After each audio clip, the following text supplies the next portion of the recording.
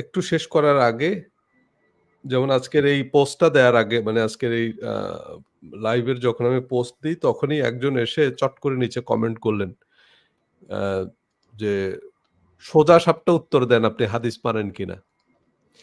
মানে ওনার সোজা সাপটা উত্তর চাই।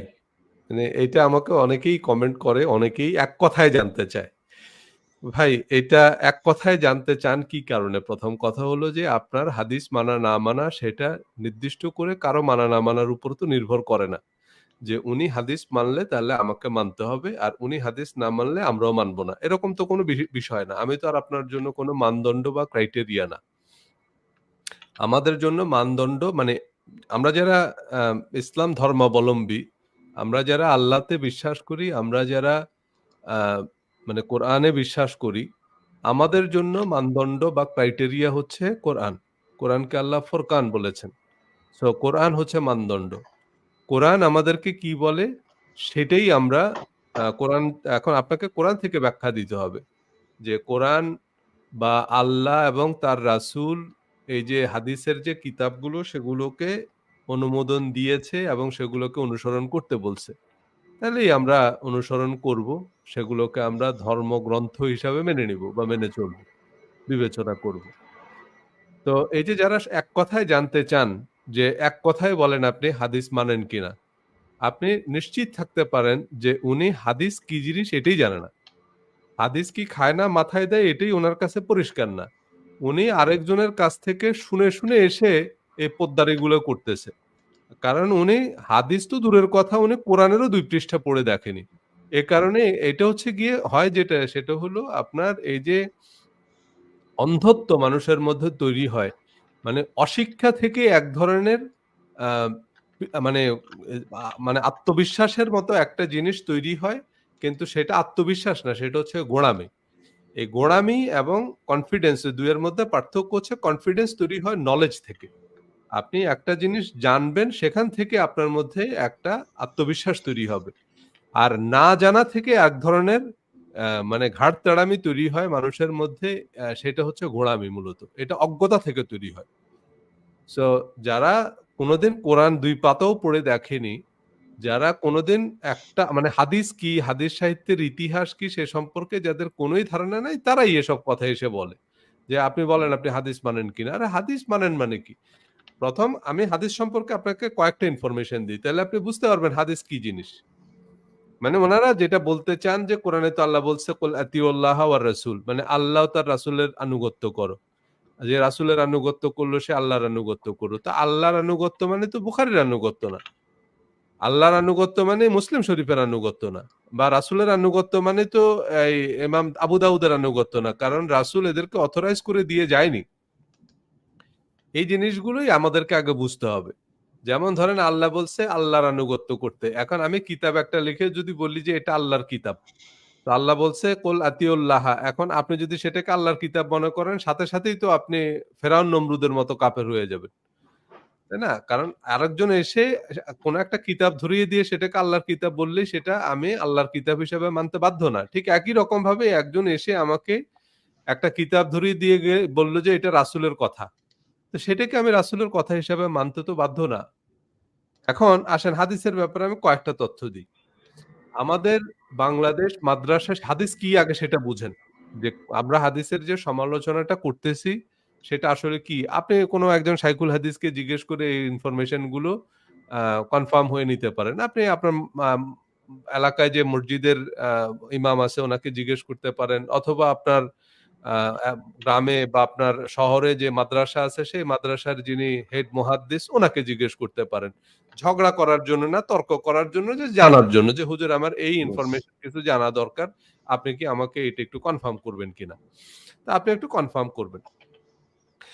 মাদ্রাসা শিক্ষা বোর্ড মানে বাংলাদেশ মাদ্রাসা শিক্ষা বোর্ডের অধীনে হাদিসের যে সর্বোচ্চ ডিগ্রি সেটা হচ্ছে কামেল বা মাস্টার অফ হাদিস।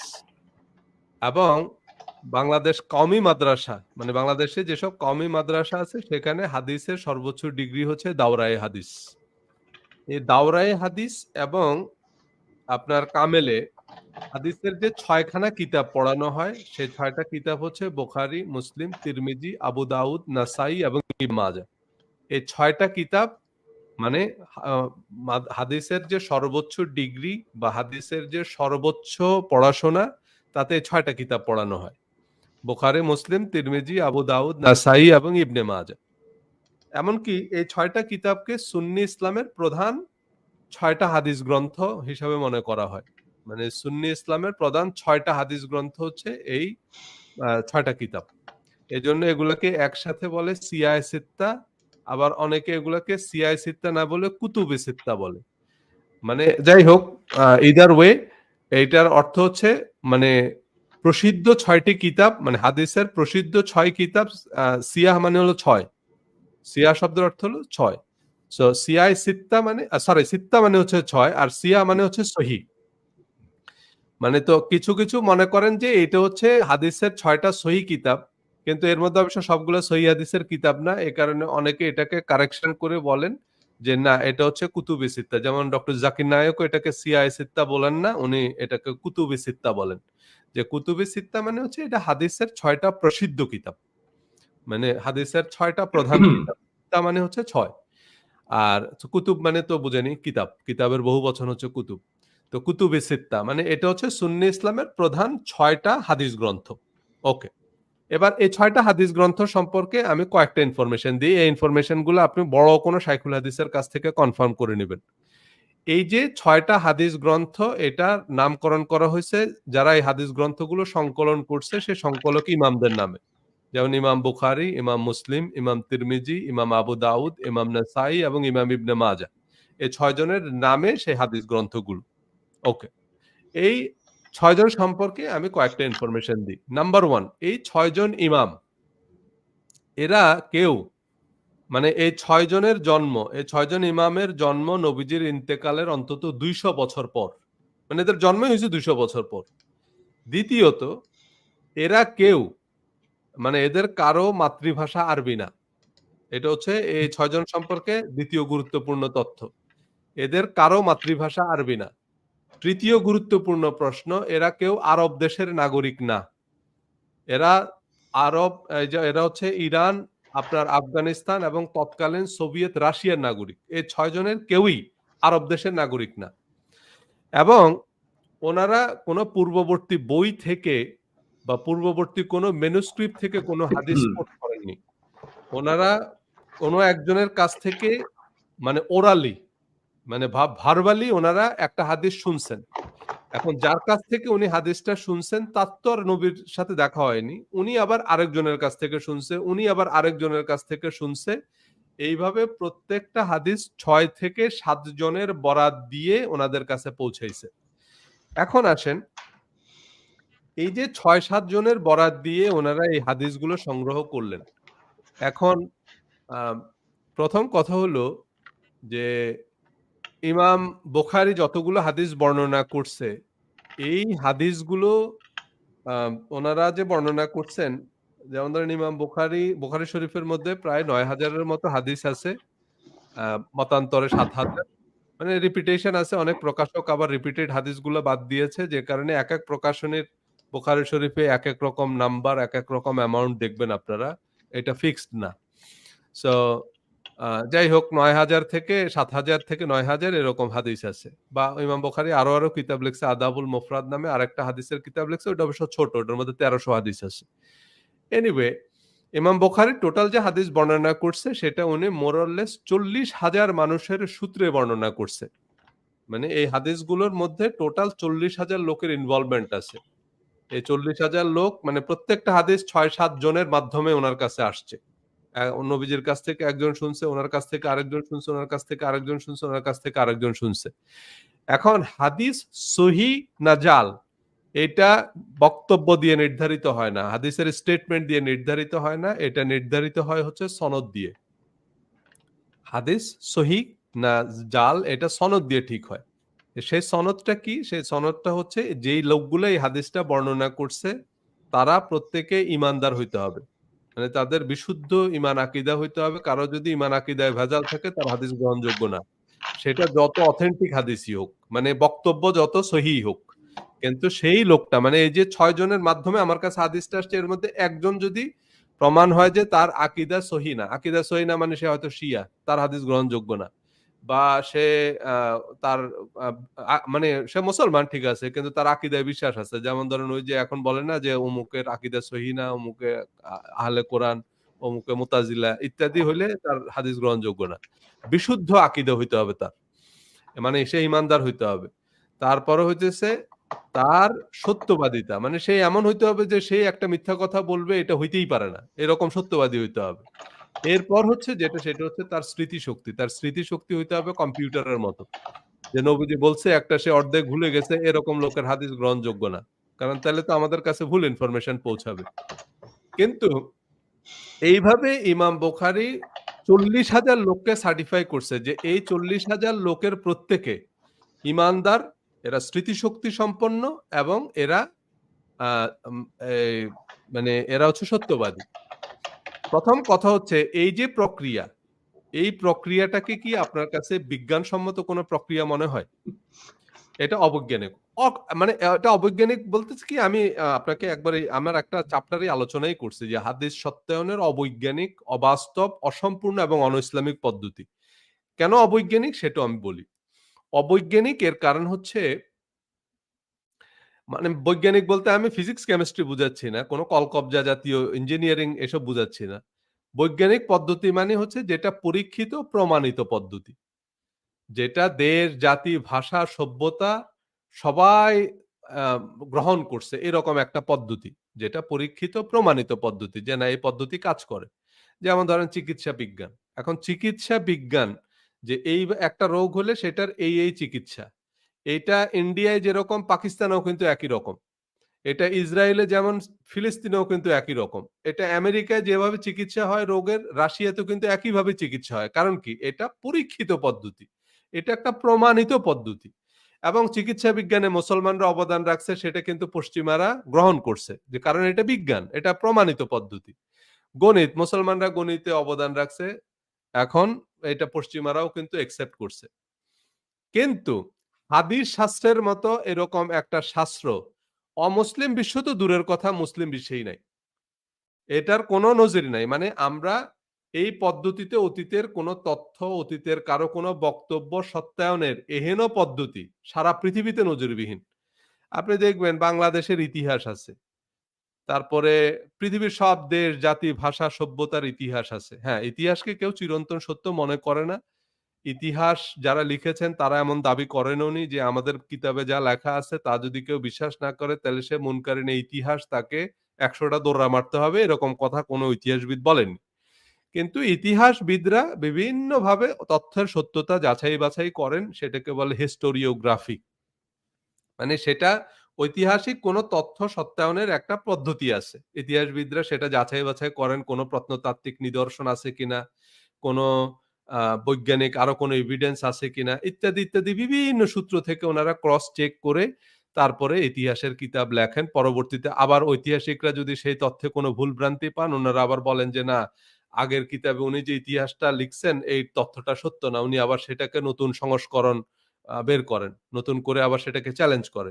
বা সেটার একটা বৈজ্ঞানিক পদ্ধতি আছে। সেভাবেই পৃথিবীর সব দেশ, জাতি, ভাষা, সভ্যতার ইতিহাস লেখা হয়। যদিও ইতিহাস চিরন্তন না, সত্য না। ভিক্টরস রাইট দ্য হিস্ট্রি বিজয়ীরা ইতিহাস লেখে। সো ইতিহাস নানাভাবে ম্যানিপুলেটেড হয়। So history can be true, false or anything in between. So সেটা সত্যি। কিন্তু তারপরেও ইতিহাস এট লিস্ট একটা গ্রহণযোগ্য শাস্ত্র। পৃথিবীর সকল বিশ্ববিদ্যালয়ে ইতিহাস পড়ানো হয়। পৃথিবীর সকল দেশ, জাতি, ভাষা, সভ্যতার ইতিহাস আছে। এবং সেই ইতিহাস আমাদেরকে পড়তে হয়। ইতিহাস থেকে আমরা গুরুত্বপূর্ণ অনেক কিছু জানতে পারি। যদিও তার সব সত্য না।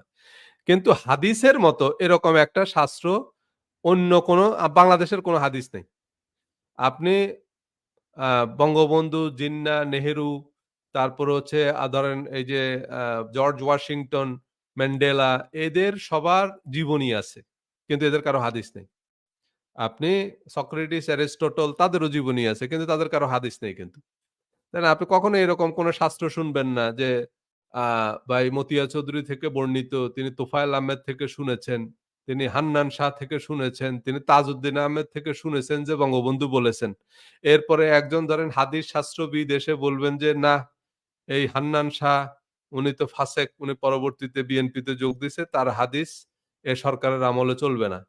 মানে এইরকম কোন শাস্ত্র বাংলাদেশের কোন কলেজ ইউনিভার্সিটিতে পড়ায় বা এইটা আপনি যদি পড়ায় বা এইরকম কোন একটা আপনি যদি এখন আজকে বঙ্গবন্ধুর হাদিস সংকলনের উদ্যোগ নেন যে আচ্ছা বঙ্গবন্ধু কি, কি বলে গেছে আমরা একটু সেই হাদিসগুলো অথেন্টিক ভাবে জানার চেষ্টা করব। তাইলে এখন আপনি এরে ওরে জিজ্ঞেস করা শুরু করলেন। উনি ওর থেকে শুনছে, ওর থেকে শুনছে এইটা এবং এরপরে আপনি একজনকে সার্টিফাই করবেন যে এই লোক সত্যবাদী, এই লোক মিথ্যাবাদী। এটা কি সম্ভব বাস্তবে করা? যে তো এটা সম্ভব না। এটা বাস্তবসম্মত না। এটা বিজ্ঞানসম্মতও না, এটা বাস্তবসম্মতও না। যেমন দেখেন ইমাম বুখারী ৪০,০০০ না, ৪০,০০,০০০ মানুষকেও সত্যায়িত করলেও আমি সেটা মেনে নিব যদি আপনি বলেন যে ইমাম বা আ মা বুখারী একজন রাসূল ছিলেন। উনি যদি একজন রাসূল হন, তাহলে উনি যদি ৪০,০০,০০০ মানুষকেও সার্টিফিকেট দেয়, আমি বিনা বাক্যে মেনে নিব যে হ্যাঁ। কারণ উনার কাছে হয়তো আল্লাহর পক্ষ থেকে ওহী আসছে। আল্লাহ বলে দিছে যে এই মানুষটা সৎ, এই মানুষটা সত্যবাদী, এই মানুষটা ঈমানদার। তাহলে আমাদের মানতে কোনো অসুবিধা নাই। যেমন ধরেন এই যে আল্লাহ রাসূল সাল্লাল্লাহু আলাইহি সাল্লাম এসে আমাদেরকে বললেন যে এই যে কোরআনে যে কথাটা আছে এই কথাটা আল্লাহর। তো আমরা উনার কথা কেন মানলাম? কারণ আল্লাহ উনাকে ডিপ্লোম্যাটিক পাসপোর্ট দিয়ে দিছে। কোরআনে সূরা আছে সূরা মুহাম্মদ। কোরআনে সূরা আছে সূরা ইব্রাহিম। তার মানে কি এই মানুষগুলোকে আল্লাহ মনোনীত করেছেন এবং আল্লাহ উনাদেরকে ডিপ্লোম্যাটিক পাসপোর্ট দিয়ে দিছে। যে এরা আমার রাসূল। এদেরকে আমি রাসূল হিসেবে মনোনীত করছি। এই যে আমরা বলি না হযরত মুহাম্মদ মুস্তাফা সাল্লাল্লাহু আলাইহি সাল্লাম। এই মুস্তাফা মানে কি? মুস্তাফা মানে হচ্ছে মনোনীত। মানে আল্লাহ উনাকে মনোনীত করছে। ইমাম বুখারীরে মনোনীত করছে কে এ কাজের জন্য? মানে উনি কে? আমার কথা হলো ইমাম বুখারী, ইমাম মুসলিম আমাদের মতোই একজন মানুষ। এই যে আজকে আমি এবং হাসান মাহমুদ ভাই যে আমাদের হঠাৎ মনে হলো যে আমরা হাদিস নিয়ে একটু রিসার্চ করব, শরিয়া নিয়ে একটু গবেষণা করব বা আমার ইচ্ছে হলো আমি ডিজিটাল মার্কেটিং নিয়ে কাজ করব। এই ইমাম বুখারীর হঠাৎ মনে হলো উনি হাদিস সংগ্রহ শুরু করবেন। উনি সেটা শুরু করছেন। কিন্তু আ ওনাকে কেউ এটার জন্য মনোনীত করেনি। উনি আল্লাহরও মনোনীত ব্যক্তি না, রাসূলেরও মনোনীত ব্যক্তি না। তো উনি কে? উনি আমার আপনার মতো একজন সাধারণ মানুষ। বা হাদিস যারা সংগ্রহ করছে উনারা আমার আপনার মতোই একজন সাধারণ মানুষ। উনারা আল্লাহর মনোনীত কোনো ব্যক্তি না। আল্লাহর মনোনীত ব্যক্তি হলে দেখেন রাসূল সাল্লাল্লাহু আলাইহি সাল্লামকে আল্লাহ মনোনীত করছে। কিন্তু মক্কায় সে সময় উনার থেকেও আরো অনেক শিক্ষিত, আরো অনেক ধনী, আরো অনেক সম্ভ্রান্ত, আরো অনেক শক্তিশালী মানুষ ছিল। কিন্তু তাদেরও দাবি ছিল যে তো আল্লাহ নবী হিসেবে মনোনীত করলে তোমাকে কেন করবে? ভাই তোমাকে কেন করবে সেটার উত্তর নাই। আল্লাহ উনাকে মনোনীত করছে। আমরা উনাকে নবী হিসেবে মেনে নিছি। কিন্তু আবু জাহাল, আবু লাহাবরা উনার চেয়ে সে সময় আবু সুফিয়ানরা উনার চেয়ে অনেক প্রভাবশালী ছিলেন, অনেক আ মানে প্রতিষ্ঠিত ছিল সমাজে।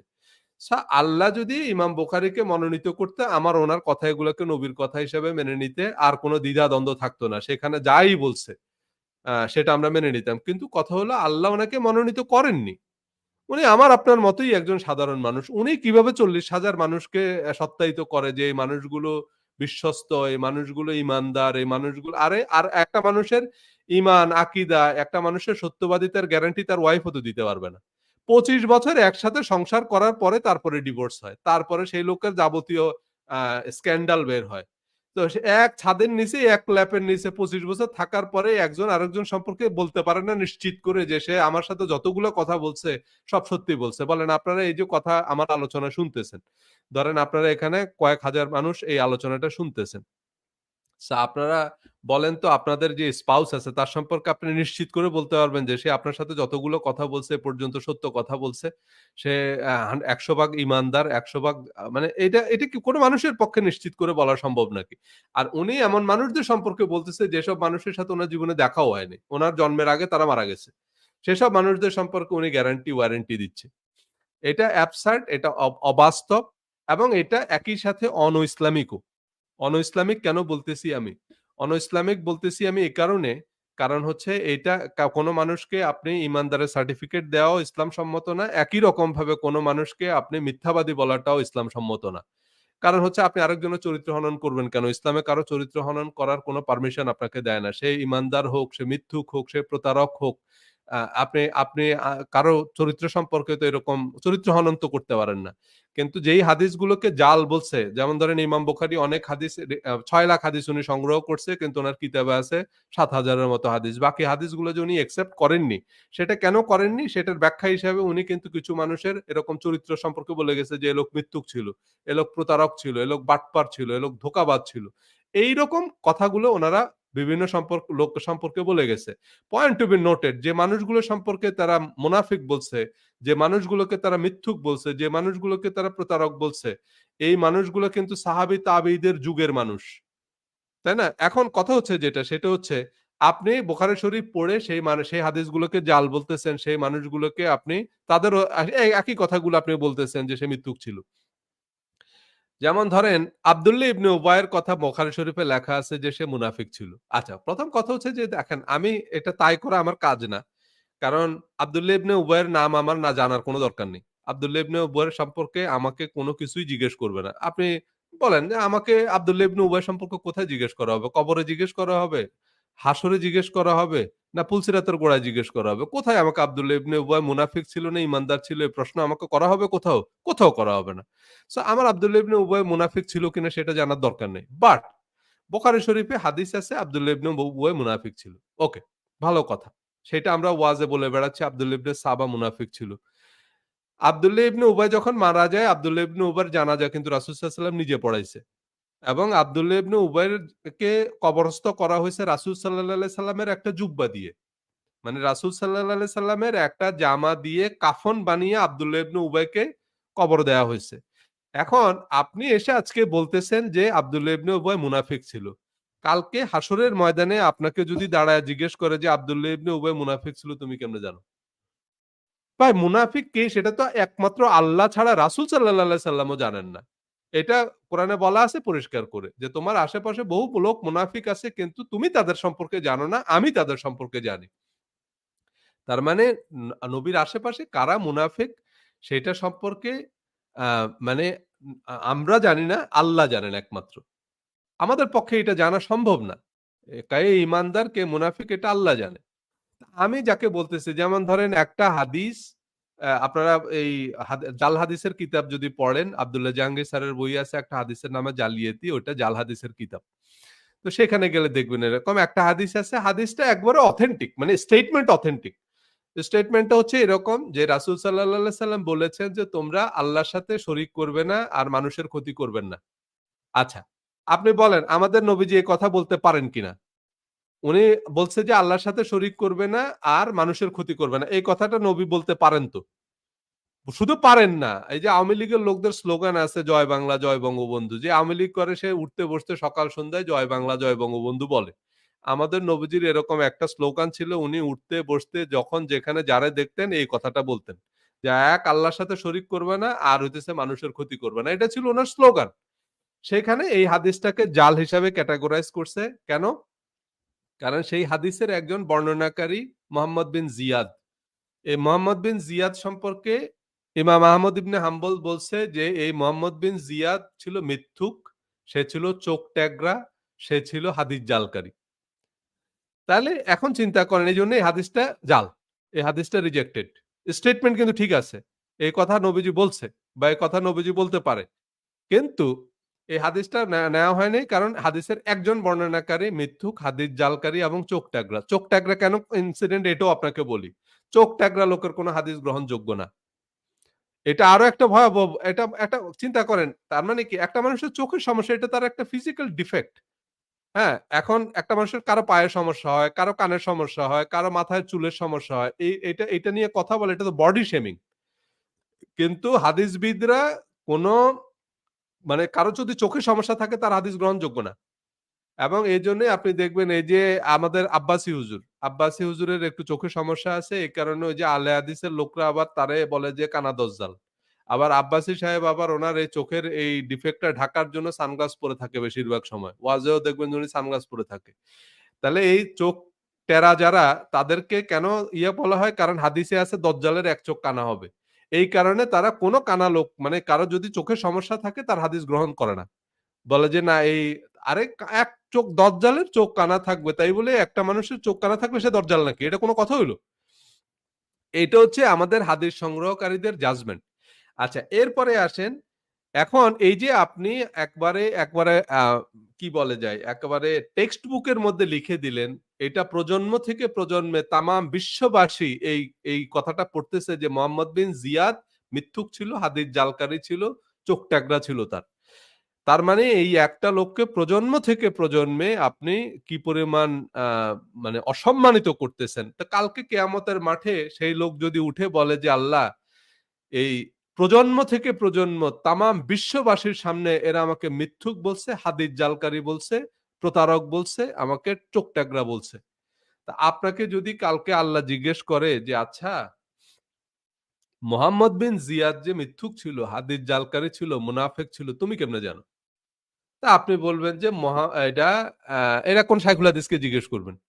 যে আচ্ছা আপনাকে যদি কাল কেয়ামতের মাঠে জিজ্ঞেস করে যে মোহাম্মদ বিন জিয়াদ যে এরকম মিথ্যুক ছিল, বাটপার ছিল, প্রতারক ছিল, এইটা আপনি কেমনে জানলেন? এটা যদি আল্লাহ আপনাকে জিজ্ঞেস করে কি উত্তর দিবেন?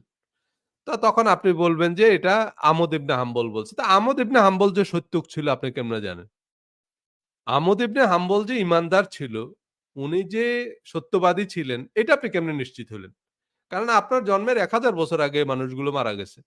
তাদের সম্পর্কে আপনি কিভাবে নিশ্চিত হলেন যে এ মৃত্যুক ছিল, এ সত্যুক ছিল? এদের কাউকেই তো আল্লাহ অথরাইজ করেনি।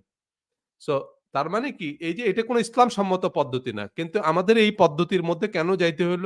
এ পদ্ধতির মধ্যে যাইতে হইছে এই কারণে কারণ নবীজির ইন্তেকালের ১ম ২০০ বছর পর্যন্ত মানে কোন মানে সাহাবীদের নবীর জমানায় তো দূরের কথা, সাহাবীদের জমানায়ও কোন হাদিস লেখা হয়নি, হাদিস সংকলন করা হয়নি। কোন শাইখুল হাদিস দেখবেন আপনাদেরকে যুক্তি দিবে যে, না রাসূল সাল্লাল্লাহু আলাইহি ওয়াসাল্লামের জমানায়ও হাদিস লেখা হইছে।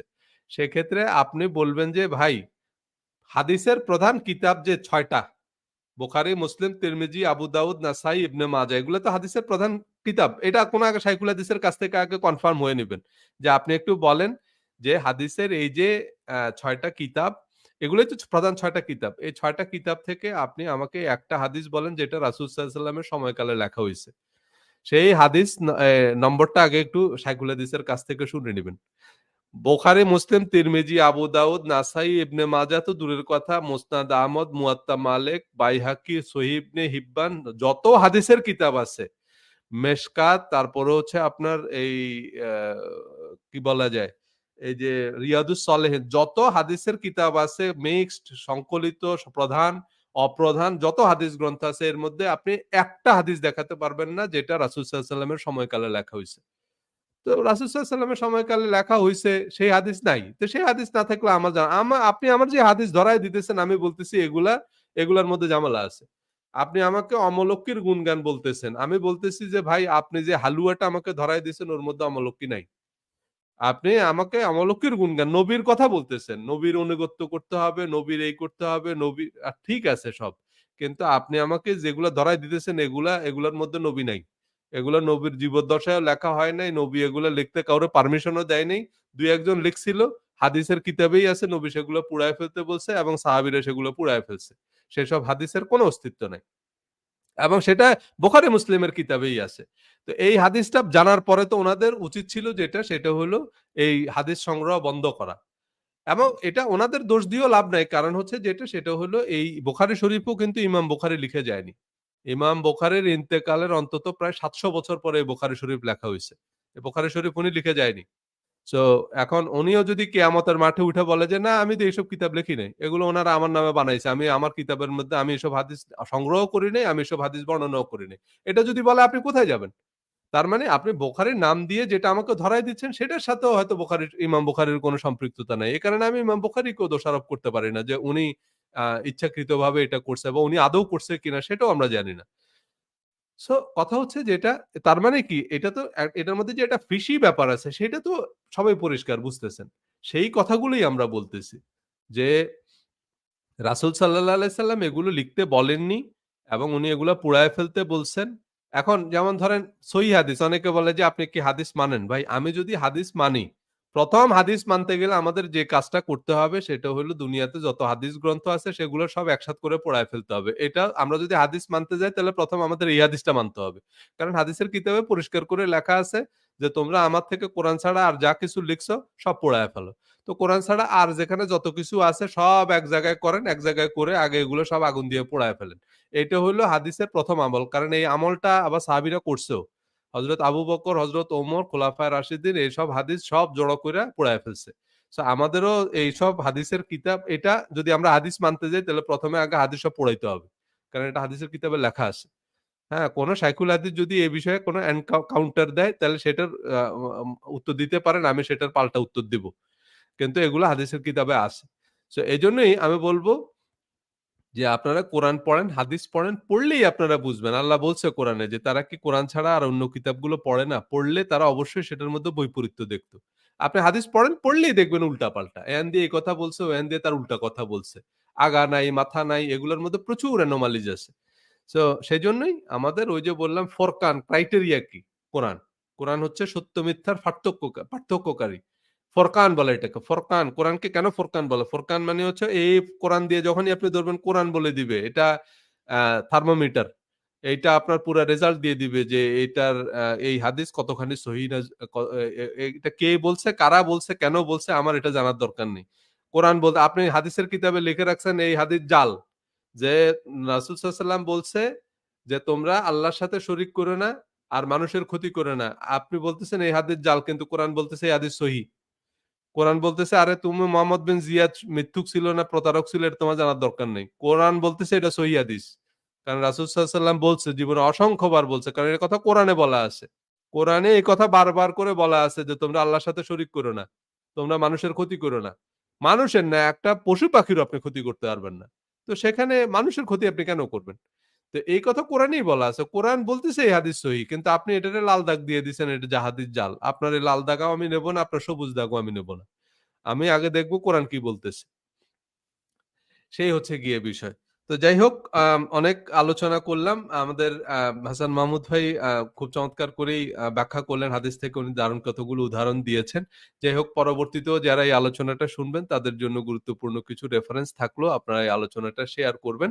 আ সেখান থেকে আপনারা আ আরো আপনাদের ফ্রেন্ড লিস্টে আরো যারা আছে তারাও উপকৃত হবে। যাই হোক আমরা ১ ঘন্টার বেশি আলোচনা করে ফেলছি। যারা শেষ পর্যন্ত সাথে আছেন সবাইকে অসংখ্য ধন্যবাদ। আম আপনাদের সকলের সুস্বাস্থ্য, সাফল্য এবং দীর্ঘায়ু কামনা করে আজকের মতো এখানে শেষ করব। আগামী সপ্তাহে আমরা বিদায় হজ নিয়ে কথা বলব। এবং বিদায় হজ নিয়ে হাদিসে যে অ্যানোমালিস টা আছে সেটা দেখলেই আপনারা বুঝতে পারবেন যে হাদিসের যে কোনো আ আ ভিত্তি নাই। হাদিসবিদরা যেসব দাবি-দাওয়া করে বা হাদিসের পক্ষে যেসব কথা সমাজে আমরা শুনে আসছি এগুলো যে মিথ্যা ভিত্তিহীন কথা এবং এরা নিজেরাও যে বড়, বড় শাইখুল হাদিস নামের আগে টাইটেল লাগিয়ে বসে আছে এরা নিজেরাও যে হাদিস আ ডিটেইল পড়েনি সেটা আমরা আগামী সপ্তাহে দেখাবো। তখন আপনি বুঝতে পারবেন যে হাদিসবিদরা যে স্মৃতিশক্তির কথা বলছে যে হাদিস যারা বর্ণনা করছে তারা অত্যন্ত স্মৃতিশক্তি সম্পন্ন। তারা যে স্মৃতিশক্তি সম্পন্ন না এটা আমরা আগামী এপিসোডে প্রমাণ করে দিব। আর বাকিগুলার তো আর আমরা প্রমাণ করতে পারব না। কারণ কে ইমানদার, কে ইমানদার না এটা আমার আপনার পক্ষে তো এই এখনকার সময়েও আমার সামনেও মানে আমরা সামনাসামনি যে লোকটা বসে আছি এর মধ্যে আপনি এটা কোনভাবেই নিশ্চিত করতে পারবেন না আমি ইমানদার না ইমানদার না। এটা আপনি কিভাবে প্রমাণ করবেন? কারণ আমার দিলের খবর আপনি কিভাবে জানবেন? আপনি আল্লাহ নাকি? একমাত্র আল্লাহ জানে আমার অন্তরের খবর। তা আমি ইমানদার কি ইমানদার না এটা আপনি কিভাবে নিশ্চিত করবেন? আর আমার জন্মের আগে ১০০০ বছর আগের মানুষের কথা তো বাদই দিলাম। ১ম কথা হচ্ছে আপনি আমাকে মুনাফিকও বলতে পারবেন না, আপনি আমাকে ইমানদারও বলতে পারবেন না। আমার ইমানের খবর এটা আল্লাহ জানে। আমার বিশ্বাসের খবর এটা কে জানে? আল্লাহ জানে। আমি মুখে যা বলতেছি সেটা হলো এক জিনিস। সেটা আপনি জানবেন যে হ্যাঁ, উনি মুখে এটা ডিক্লেয়ার করছে। কিন্তু ইমানের যেটা সেটা তো হলো বিশ্বাস, সেটা তো অন্তরের বিষয়। অন্তরের বিষয় আপনি বলতে পারবেন না। আর সত্যবাদিতার বিষয়ে আমি কোন কথা সত্য বলতেছি, কোন কথা মিথ্যা বলতেছি সেটা আপনি কিভাবে নিশ্চিত হবেন? সেটা আপনি হয়তো অনুমান করতে পারেন। যে হ্যাঁ, যদি যতক্ষণ পর্যন্ত না আর সেটা প্রমাণ না হয় ততক্ষণ পর্যন্ত হয়তো আপনি সত্য হিসাবে একসেপ্ট করবেন বা আদালতে গেলে বিভিন্নভাবে জেরা-মেরা করে তারা একটু বোঝার চেষ্টা করে যে হ্যাঁ, সে সত্য বলছে কিনা। কিন্তু ১০০০ বছর আগের একটা মানুষ সত্যবাদী ছিল না মিথ্যাবাদী ছিল সেটা কোনটাই আমাদের পক্ষে প্রমাণ করা সম্ভব না। কিন্তু তাদের স্মৃতিশক্তি তারা হাদিস বর্ণনা করছে সেটার মধ্যেই আমরা উল্টাপাল্টা অলরেডি হাসান মাহমুদ ভাই দেখিয়েছেন যে এই জায়গায় এক কথা, ওই জায়গায় আরেক কথা। এখানে এক কথা বলতেছে, আরেক কথা বলতেছে। তো স্মৃতিশক্তি কিভাবে প্রমাণ হলো? বাট আমরা বিদায় হজের ভাষণে সেখানে আপনাকে দেখাবো আরো পরিষ্কার করে যে তাদের স্মৃতিশক্তি ঠিক নেই। কিন্তু সবগুলো হাদিসকে ওনারা সহি হিসাবে ট্যাগমার্ক করছে। কিন্তু বিদায় হজে নবীজি ভাষণ দিছেন একটা। এই একটা ভাষণেরই ৩০ টা ভার্সন আছে। তাহলে ওনাদের স্মৃতিশক্তি ঠিক থাকলো কেমনে? কম্পিউটারের মতো হইলো কেমনে? এই বুখারী শরীফের মধ্যেই আপনি একই ভাষণের ১৫ টা ভার্সন পাবেন। তো এই একই ভাষণের যদি ১৫ টা ভার্সন হয় তার মানে তাদের স্মৃতিশক্তি ঠিক থাকে কেমনে? উনার অর্ধেক মনে আছে, উনার আবার আরেক অর্ধেক মনে আছে। এই জায়গার মধ্যে এক প্যারা আছে, আরেক হাদিসের মধ্যে ওই প্যারাই নাই। এই হাদিসের মধ্যে এক লাইন আছে, আরেক হাদিসের মধ্যে ওই লাইনই নেই। তো স্মৃতিশক্তি কেমনে থাকলো? এগুলো আমরা দেখাবো আগামী পর্বে।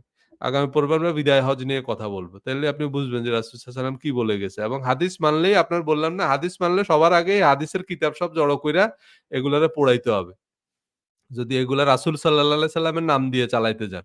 আর এমনি যদি বলেন যে না এগুলা ইতিহাসের মতো একটা সাধারণ তথ্য, কোরআন বুঝার ক্ষেত্রে আমাদের কিছু, কিছু জায়গায় এগুলো হেল্প হয়। ঠিক আছে। সে তাইলে ঠিক আছে। যে এগুলা কোন ধর্মের গ্রন্থ না। এগুলা এই ইমাম বুখারীর কিতাব আমার কিতাবের মতোই একটা কিতাব। সেটা উনি উনার অ এটা কিছু জিনিস উনি কালেক্ট করছে বিভিন্ন জায়গা থেকে। এগুলো সত্যও হইতে পারে, মিথ্যাও হইতে পারে। উনার মনে হইছে একজনকে সত্যবাদী, উনি শুনছে একজনের কাছ থেকে সত্যবাদী, উনার শোনায় ভুলও থাকতে পারে। সো এইটা হচ্ছে গিয়ে সাধারণ একটা সূত্র হিসাবে সেগুলো অ্যাকসেপ্টেবল। সেটা যে কেউ লিখতে পারে, যে কেউ বলতে পারে। অনেক আ জাল জয়ীফ গল্প সমাজে প্রচলিত আছে। সেগুলো আমরা অনেক সময় বলে বেড়াই উদাহরণ দেওয়ার জন্য। বলার ক্ষেত্রে ইতিহাস থেকেও আমরা বলি। কিন্তু এগুলো ধর্মের বিধান না। এটাই হচ্ছে গিয়ে আমার মূল বক্তব্য। এটাই হচ্ছে গিয়ে আমার মূল আর্গুমেন্ট। যাই হোক, থ্যাংক ইউ সাথে থাকার জন্য।